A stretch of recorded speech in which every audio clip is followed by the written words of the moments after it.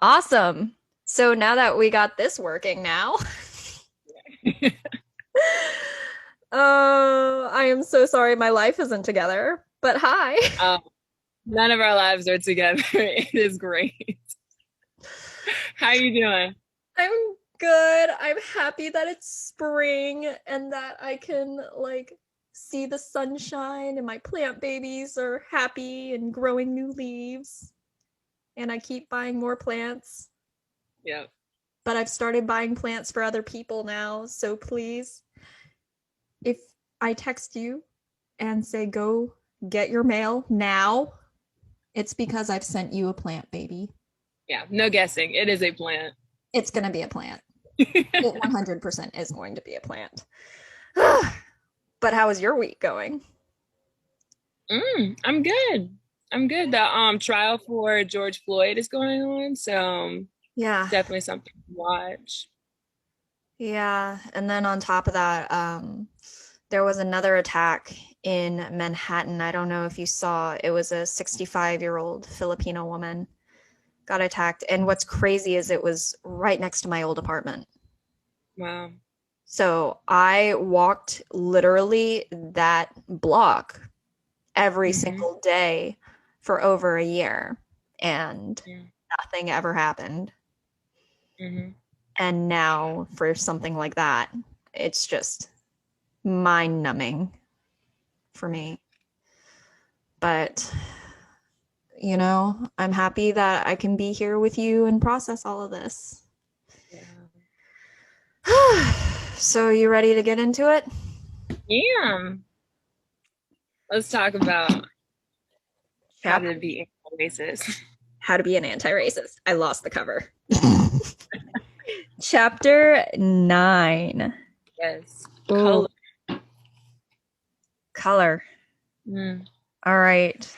Had you heard of the term colorism before? Yes. This is actually something I've been thinking a lot about as of lately. I remember listening to Balanced Black Girl. I feel I need to keep a tally of how often I reference Balanced Black Girl. They had an episode where someone who specializes in colorism, she came and spoke, Hmm. and it just opened my eyes because I always knew it was a thing, but to what degree, how often people experience colorism was I was completely blind to. So I've been thinking a lot about colorism, been seeing it a lot everywhere. This so to be able to talk about how Kendi talks about it is full circle, it feels. Ah, that is so awesome. The way that I framed it was I always knew that like saying that Asians could be racist because there is a colorism hierarchy between even minorities. And I knew that in Asian beauty markets, there are skin whitening creams and Mm-hmm. skin bleaching is definitely a thing. So I remember us talking in school not only about racism, but anti Black racism.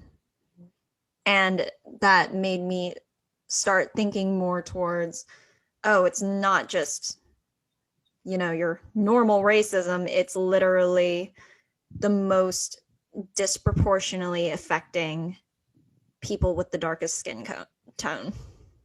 Yeah. So whenever they brought that up in the anti-black racism versus just your normal everyday racism, that was the first time that I started really thinking about colorism. Yeah. For sure. It's kind of, I mean, I think you said this. I was as I was going back last week and making mini clips. I think you said this in the first episode. You think about racism, and we typically think about racism in terms of the power differential between white people and black and brown people. But yeah, it's very prevalent within those different black and brown communities as well. Yeah, yeah. I can't really speak much for the Asian community since I'm not a huge, I'm not super in the Asian community, but I do know that my own personal experiences, whenever I've been traveling abroad, people would tell me to cover more or have a shade umbrella because they were like, you're gonna get so dark, you're gonna get so dark. And I was like, I don't mind getting dark. I don't mind my freckles and getting tan and things like that. But I also remember one time um, I noticed a little kid, like someone pointed out a little kid of color. Um, I was like at the park or something, and I overheard like a grandma tell like the grandkid or something, "Oh, your skin's gonna get so dark," and the kid started freaking out. Oh, yeah. So it's a learned behavior. Mm-hmm. Yeah. I remember one of my friends, her roommate's mom was visiting, and we went out and went rafting or tubing. And so we were in the sun, like in an intense Yeah. sun, Arizona sun. Oh my God, so hot. And so of course we came back like 3 shades darker. And she said as soon as she's like saw her reflection, she's like, my mom's gonna look at me and be like, oh my gosh, you've gotten dark. And that's exactly what happened. Yeah. And I mean, that's like my childhood too. We would go to the pool during the summer. We would, what else? We would like run outside like kids and then go back home and realize we're darker, and how people respond to that is very different, very problematic.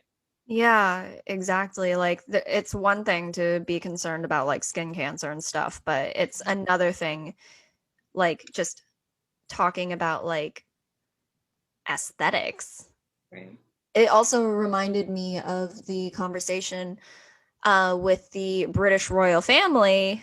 Um, remember seeing the headlines where they were like, Meghan Markle, how dark is your kid gonna be? And I was Right. just like, well, Excuse me. Yeah. well then. Did you watch the interview with Oprah? Still need to. Okay. Well, during in the moment or during the interview, they were talking about how that was the concern within the royal. Well, she does a good job of differentiating between the royal family and like the hierarchy business part of like being a royal. It seems like it was a concern within the royal family in addition to the business part, which is, I mean, what? Like Oprah was speechless. Just like, who asked that? We could probably have an entire other episode, a bonus episode, just talking about like the British family being problematic as cultural icons anyway. And just what they represent. And like our country's fascination with royalty. And when we think about historically, we're just like, yikes. But I thought it was so interesting how like I was wondering when Kendi would get to the whole idea of beauty standards. Mm.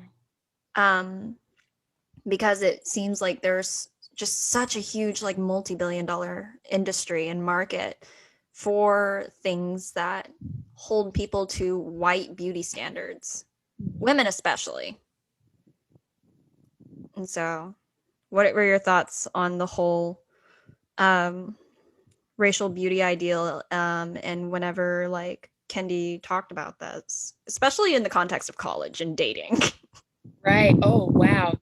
Okay, so many thoughts came up when you were talking about college, but in general, I thought he did a really good job of saying that it's not necessarily that people like in his community at FAMU, HBCU, historically black college or university, it's not that he was ashamed of his blackness or in that he was trying to hide his natural eye color. He just wanted to look more attractive. I thought that was a very interesting point he brought up. And so we're taught that in order to be more attractive, your eye color needs to look like this. I know for women, your hair needs to be this length and it needs to be this texture. So I thought he did a really good job of bringing that point up. And then when he went to college and dated a lighter skinned woman and didn't appreciate the disrespect that her friends who were darker got. And he just, I mean, there were so many ways that one could handle this. And so he breaks up with the lighter skinned girl and only dates darker skinned women after that, which it feels like too extreme. Mm-hmm.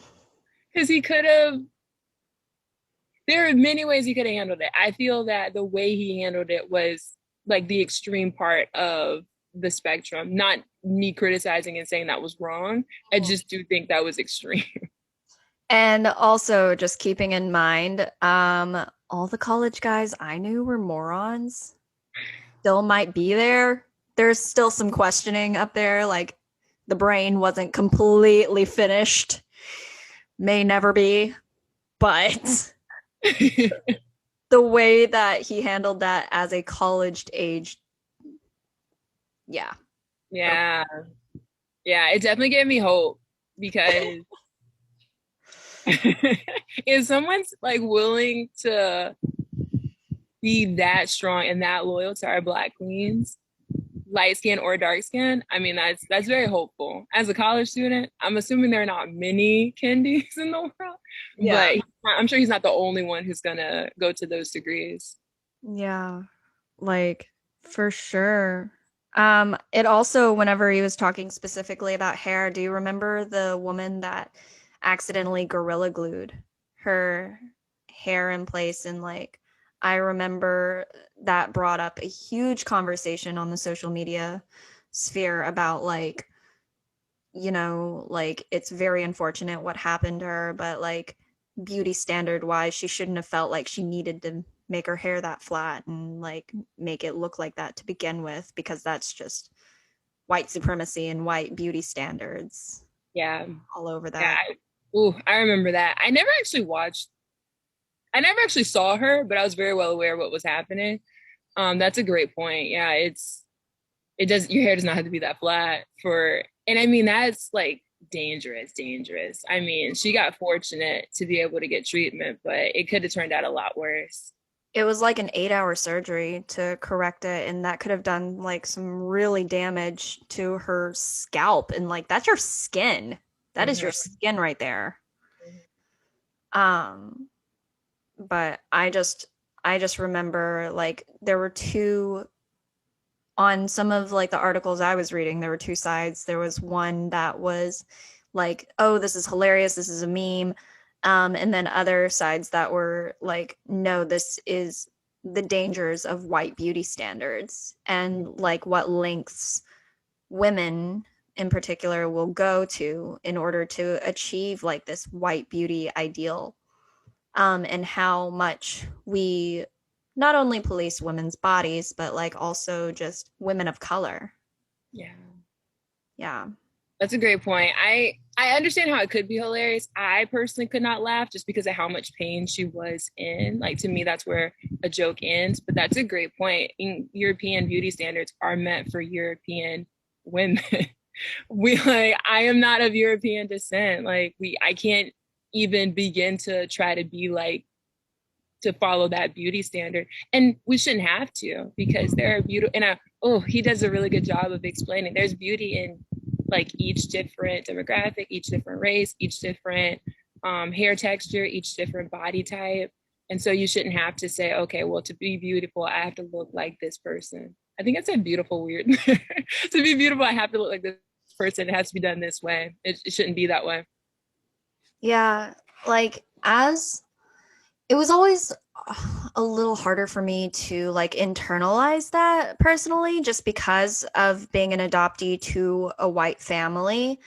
Like, I remember going into high school and looking for into Korean beauty markets, and they have these things called eye tape where you can create like an eyelid effect and like make your eyes more open and not have the slanted eyes.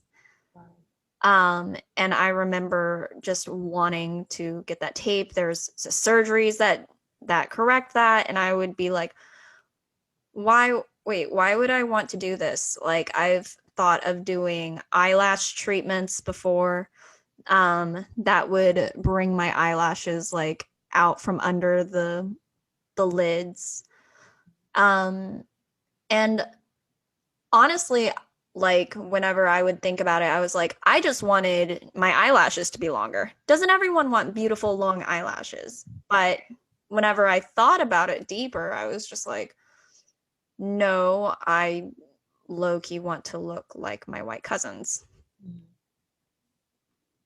Yeah, because that's what's around you. That's what beauty looks like. Yeah.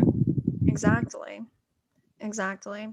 So that was always like my biggest struggle was always getting like my eye makeup to look like a white person's, even though like I obviously don't have the right eye shape for it, and not having that kind of a role model.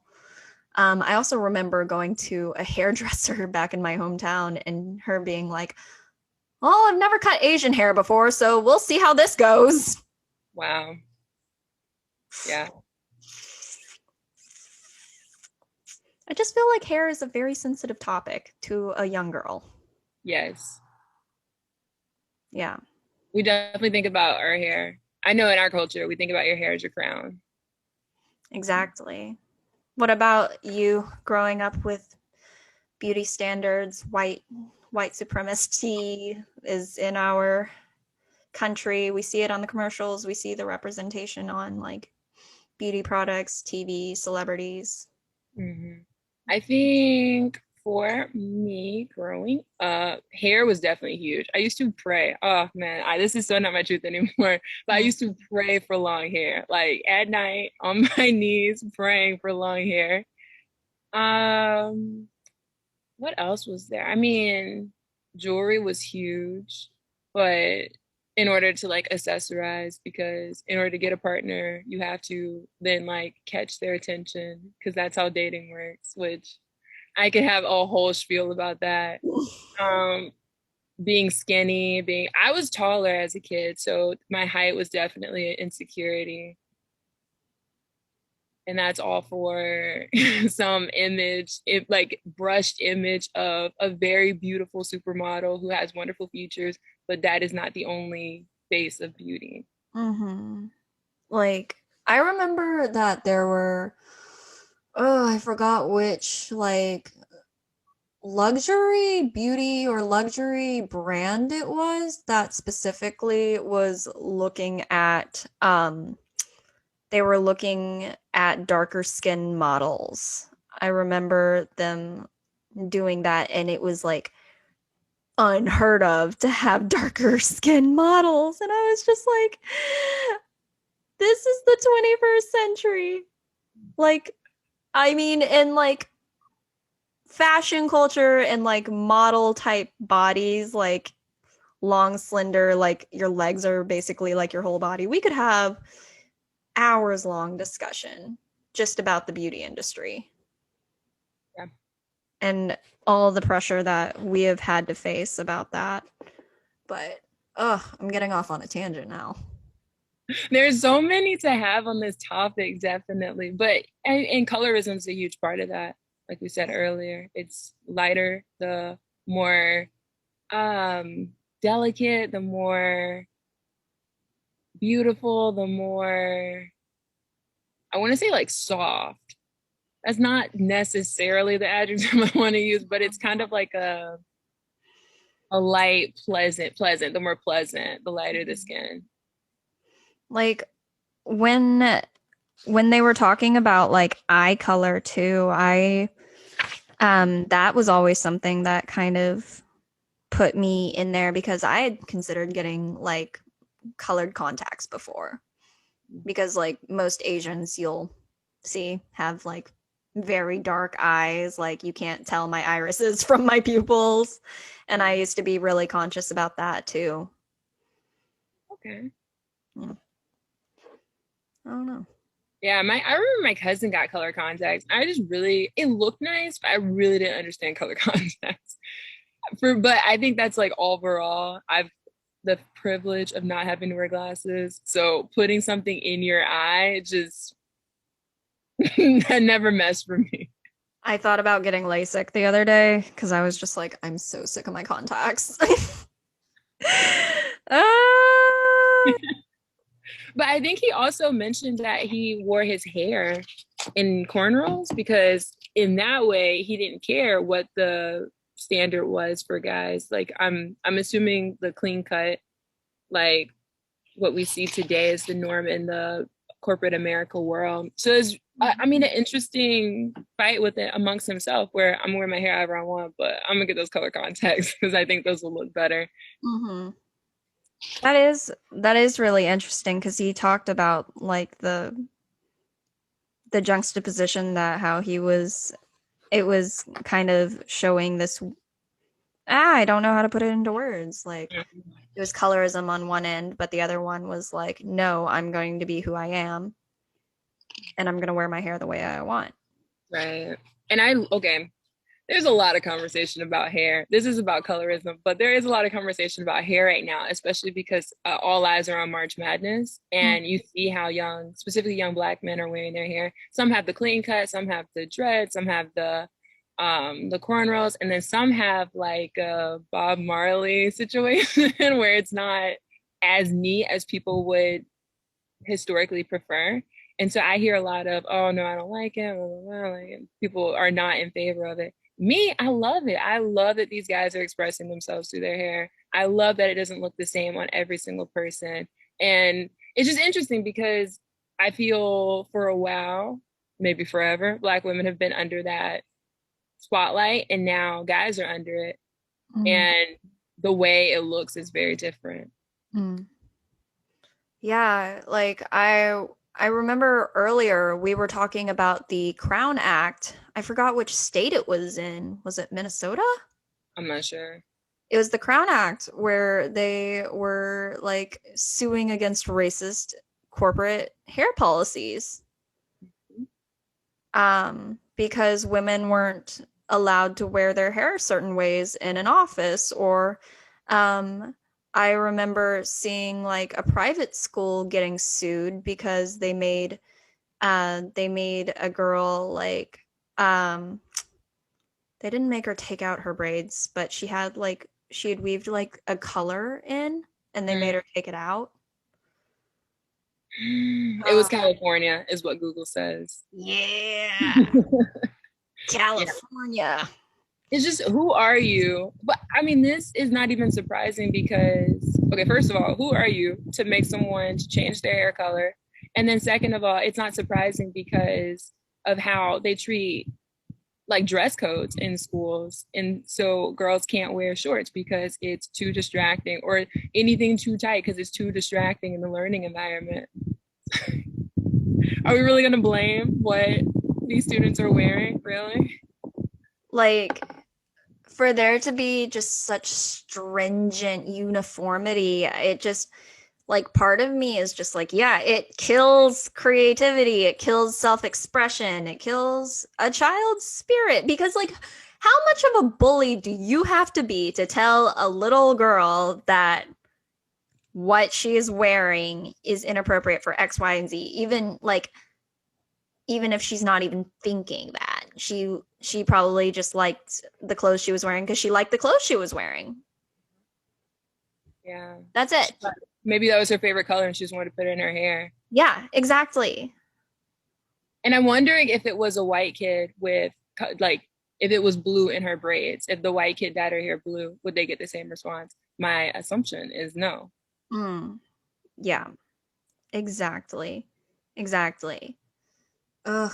And then there was another article I remember about like just racist policies at either Target or Walmart, and all of the Black hair care products were behind a locked cabinet. Did you see that one? No. Wow. Yeah. So that's what Walmart would do. So that is a whole nother level of, come on, people. And it's just like, this would not happen for anyone else. I can go to Walmart right now and buy Tresemme and it's not a problem. Why can I not go to Walmart and buy hair that is made by people who have the same hair texture as me, for people with the same hair texture as me? It's the unnecessary scrutiny of an already marginalized population. Oh, it's what it comes down to is control over bodies, over standards, over what have you. It's ultimately like systematic control in order to promote white supremacy in this hierarchy. Yeah. Ah! We talked about hair and beauty standards for a long time. I would like I love this conversation so much. So back to colorism. What did you think about the historical context of it when they would talk about, like, whenever the US had chattel slavery and they were like, okay, the lighter skinned ones were closer to whiteness, so keep them in for like domestic chores, tasks, versus the darker ones, like literally equating skin color with good and evil.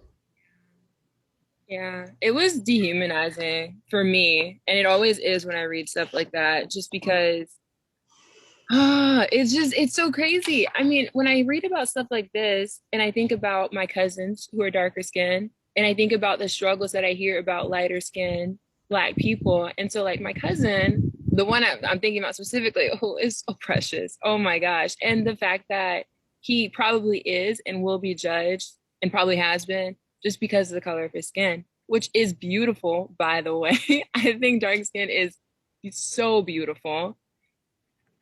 It was interesting. Historical context is always nice because then it is context on where this comes from. And I do hear a lot of tales between light skinned slaves and dark skinned slaves and how they were treated differently. Mm. Did you have any thoughts?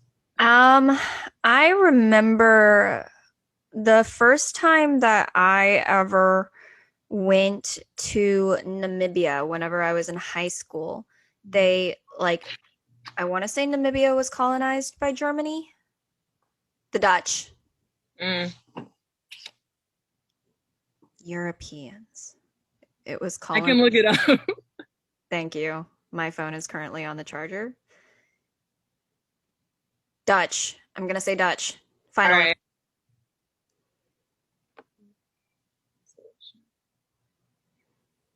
Germany. Dang it. You were right the first time. I was right the first time. I always second guess myself. Okay. So it was colonized by Germany, and so obviously, like, Germans are lighter skinned people, and so the first time that I had ever heard of like different levels or different shades of colorism was by people talking about like the different hierarchies of social groups within Namibian society. And I still don't know squat about that. I went to Namibia twice in high school, and I am just as dumb and blank about that in colorism in that context. But Namibia was also a part of South Africa, where we do know about the apartheid. Mm-hmm. So there was also the apartheid. And I can't help but think about how colorism played a role into that as well. Yeah. It's interesting. I mean, the brown paper bag test and all of the different ways to determine how Black a person was. He talked about like the drop of melanin, essentially. If you had one drop, then you're light skin and maybe you could pass as white. And if you had two drops, then you're Black. And if you had three drops and you were dark, and that's individual separation that I'd never even heard of. But I definitely Okay, when I hear about the drops, it makes me think of two things. Lynn Williams, who is a women's national team soccer player for the US, when Black Lives Matter was in the beginning of the pandemic, when a lot of the celebrities and public figures were making their big statements, she said she was taught, she's biracial. I don't want to assume, she's biracial. And so she said what she grew up understanding was any melanin is good melanin. And so that's really interesting to hear from a biracial woman. And then when I hear the drops, it's just, Because I hear a lot from light-skinned people that they don't feel black enough. Like they don't, you can, I mean, if you look in Obama's Dreams from My Father, his first book, which is amazing, absolutely amazing. He just talks about his struggles because, I mean, black kid, his dad's of African descent, grew up, lived in Africa, and his mom's white from like Kansas, I think. And so he talks about like as a young black guy growing up, I think mostly talks about in Hawaii and how he was so discriminated against. And it was such a contrast to him because he was discriminated against by the people who look like his mom Mm-hmm. because of how closely he resembled his dad. Mm-hmm. Very interesting. It also reminds me of one of our favorite TV shows, The Bold Type, that episode where Kat was trying to write a bio for herself, and it she had this conversation with Alex. She was like, I'm biracial. I don't know what to claim. And Alex was just like, you being a black woman in your position right now, that is such a significant thing. Why don't you own it? And the episode was her just really exploring her identity and going and talking to her parents, who were in a mixed race relationship. And it kind of blows my mind that we are still talking about this, that we are still having to talk about mixed race relationships like they're not like they're not the norm. like they're not the norm. Like, would you like I don't know, but have you ever gotten the question of, would you date a white kid? All the time. Yeah. Why are we getting these questions?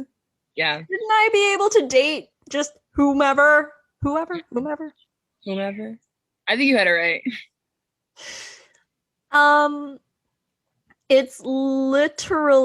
It's just literally insane. Yeah. Like, I remember. Go ahead. You remember what? My dad, who grew up in the 60s in the South, so Jim Crow, he told me of one time he brought one of his black friends over to have like a play date in like 6th grade, or I don't know how old he was or whatnot. And it was like a big hullabaloo. It was like a big deal that they had a black kid sitting on their couch.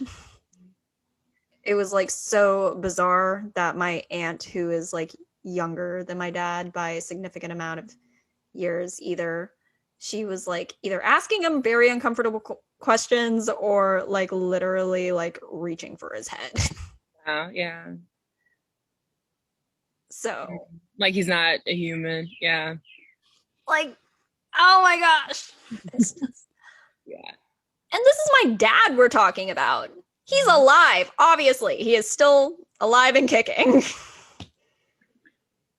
Yeah. I mean, it's interesting when we talk about mixed couples, because if you look at the statistics, and from what I've seen, Black women are extremely loyal to Black men.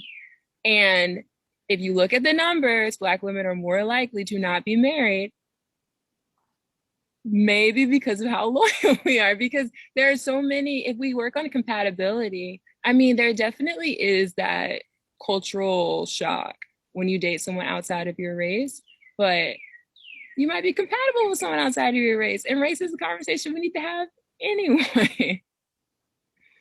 Exactly. And like I can't speak for like racism in other countries because the US is the context in which I know. Right. But like being an adopted kid surrounded by white people, I was only interested in white people.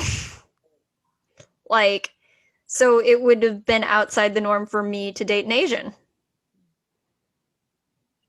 Yeah. It's just yeah. Like, why are we still having this conversation, people? Yeah. Dating is so individual. You're compatible with who you're compatible, period. And then it just is what it is.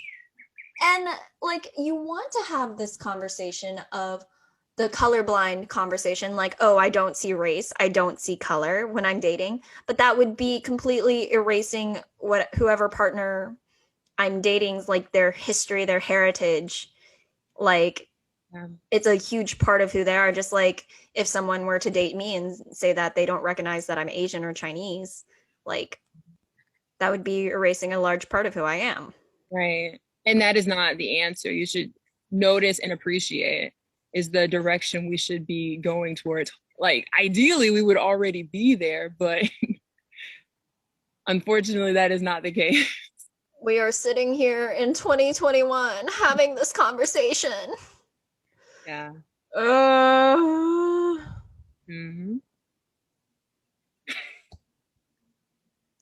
Like, I appreciated the slow hand movement. It felt appropriate. Thank you. I don't know. Like, just the whole situation with colorism. And it just... One thing I appreciate that he brought up was, or did he bring it up, or did it make me think about the fact that it was something he did bring up?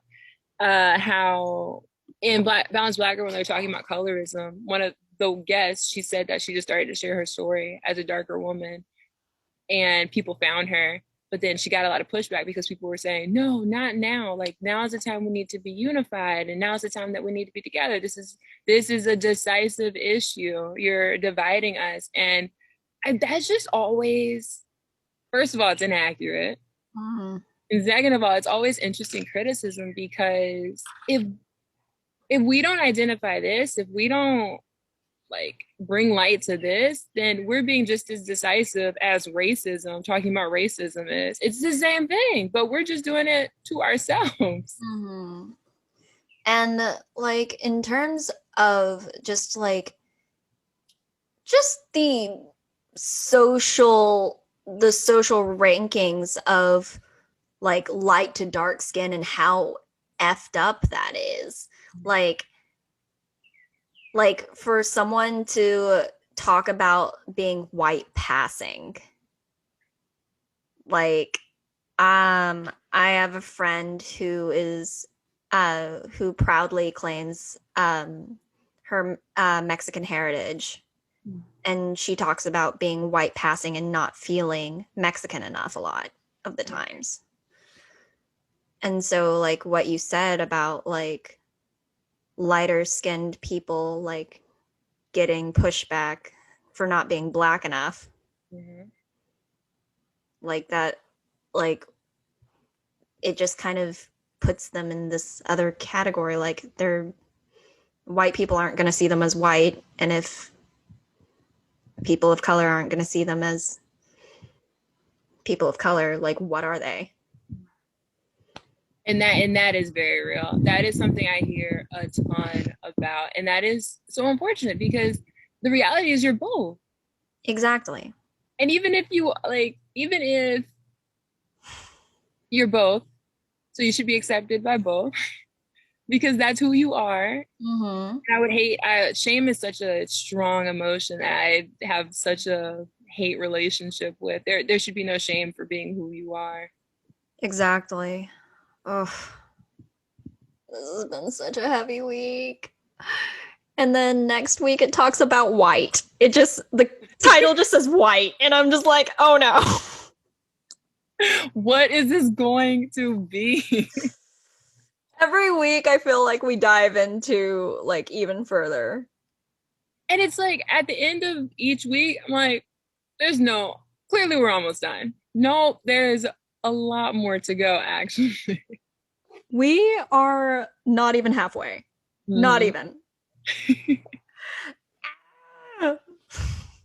But I guess next week we get to talk about whiteness, which is going to be so much fun because the world doesn't already revolve around it.